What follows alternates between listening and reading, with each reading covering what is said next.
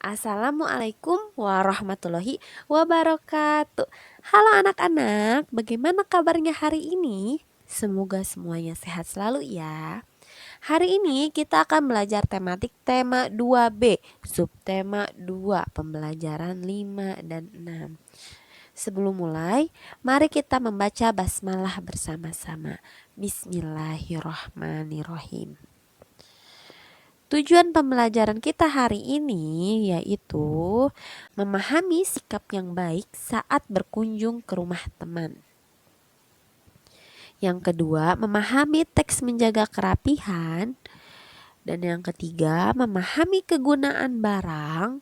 Dan yang keempat adalah menjawab soal-soal cerita tentang perkalian. Setelah bermain di rumah teman, kita ikut merapihkan semua yang digunakan. Hal itu merupakan sopan santun saat di rumah teman. Menjaga kerapihan rumah teman merupakan tanggung jawab bersama. Menjaga kerapihan. Ino dan Raka asik membaca beraneka ragam buku.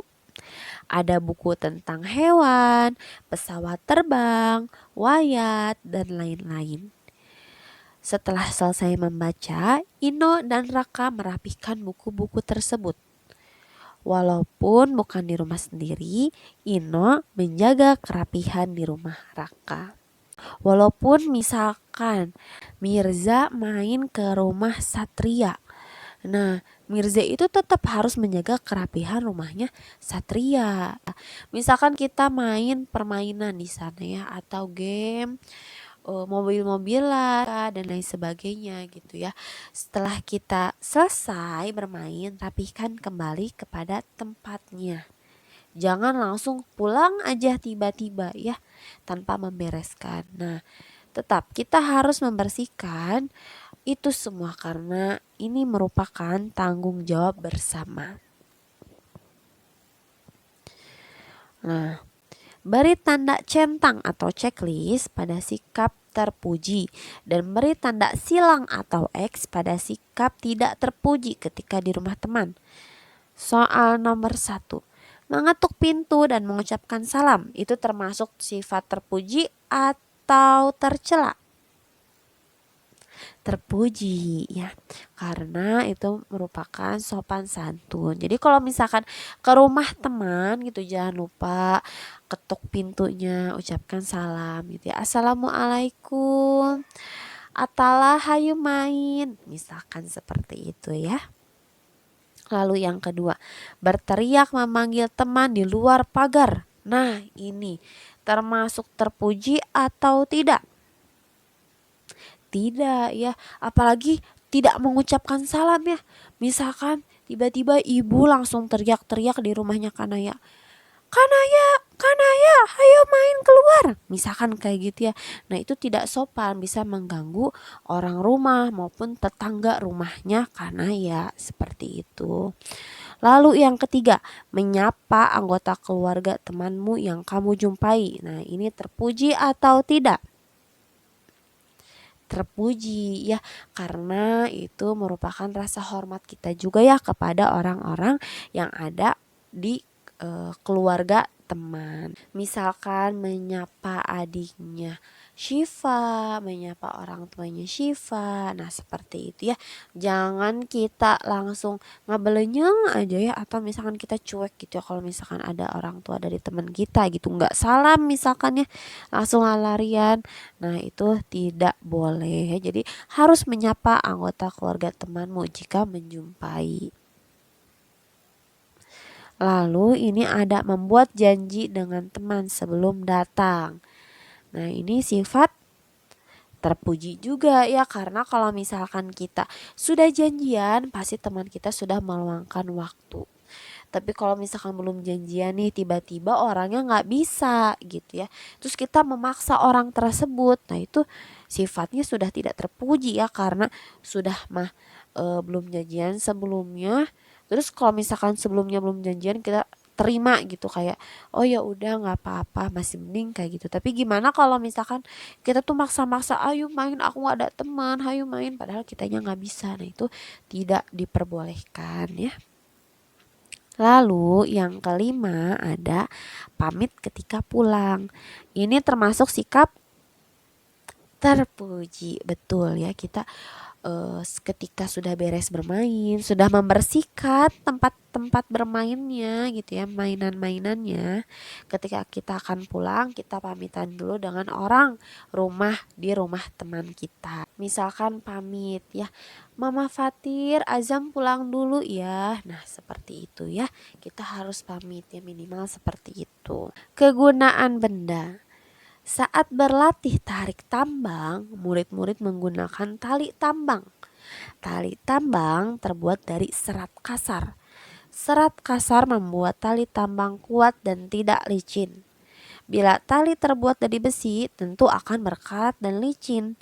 Murid-murid tidak dapat memakainya untuk tarik tambang. Ini makanya besi nggak bisa dijadiin jadi tarik besi ya, nggak ada gitu, adanya tarik tambang, karena setiap benda itu memiliki kegunaannya masing-masing. Contohnya tadi tali tambang. Tali tambang ini bisa mengikat barang dan bisa juga dibuat jadi permainan. Contohnya tarik tambang seperti itu. Nah, di sini ada gambar buku. Nah, buku ini terbuat dari kertas dan kita tahu kegunaannya adalah untuk kita membaca buku, kita menulis. Sifat bahan dari kertas itu ringan gitu ya. Kalian coba pegang kertas, itu ringan dan tipis dan bisa menyerap tinta gitu ya. Kebayang kalau misalkan buku ini dari plastik gitu ya. Kita mau nulis pakai pulpen itu tidak bisa ya, nggak kelihatan. Dan kalau misalkan kita pegang gitu langsung kehapus, hitam banyak ya. Seperti itu. Lalu ini ada gambar akuarium gitu ya. Akuarium ini terbuat dari kaca, sifatnya mudah dibersihkan, tidak mudah bocor, terus transparan. Bayangkan kalau misalkan akuarium ini tidak transparan ya. Bagaimana caranya kita melihat ikan ya kalau tidak transparan seperti itu. Sehingga kaca ini bisa dibuat untuk akuarium. Ada soal matematika, kita baca bersama-sama. Kantin di sekolah menjual agar-agar. Dika membeli 2 cup agar-agar. Kemudian 6 murid lain membeli 2 cup agar-agar. Berapa cup agar-agar yang sudah terjual? Nah, sekarang kita biasakan dengan tulis diketahui ya. Jadi soal yang tadi ditulis lagi ya biar nggak lupa gitu ya. Yang diketahuinya itu ini nih. Dika membeli 2 cup agar-agar. Terus 6 murid lainnya membeli 2 cup agar-agar juga nih. Kita tulis di diketahui ya. Kita tulis diketahui Dika membeli 2 cup agar-agar, lalu 6 murid lainnya membeli 2 agar-agar juga. Lalu kalau misalnya kita jumlahkan ya, Dika itu kan 1 orang ditambah 6 murid lainnya. Jadi langsung aja kita tulis 7 murid membeli 2 cup agar-agar. Nah, yang ditanyakan berapa cup agar-agar yang sudah terjual. Nah, ini tulis kembali ya ditanyakannya. Karena kita sudah belajar perkalian, jadi nulisnya lebih baik jangan 2 ditambah 2 sampai 7 kali ya, supaya kita mengetahui 7 orang siswa membeli 2 cup agar-agar. Ini Dika, ini 6 murid lainnya ya. 2-nya teh sampai ada 6 biji.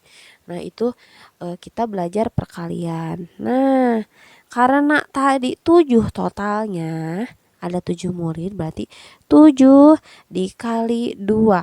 2-nya itu dari mana? 2-nya itu dari 2 cup agar-agar. Sehingga menghasilkan 14 ya. Tuh.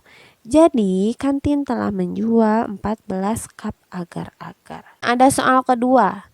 1 dus berisi 8 batang coklat. Berapa batang coklat jika ada 6 dus? Nah, tulis lagi diketahui. Diketahuinya tulis kembali.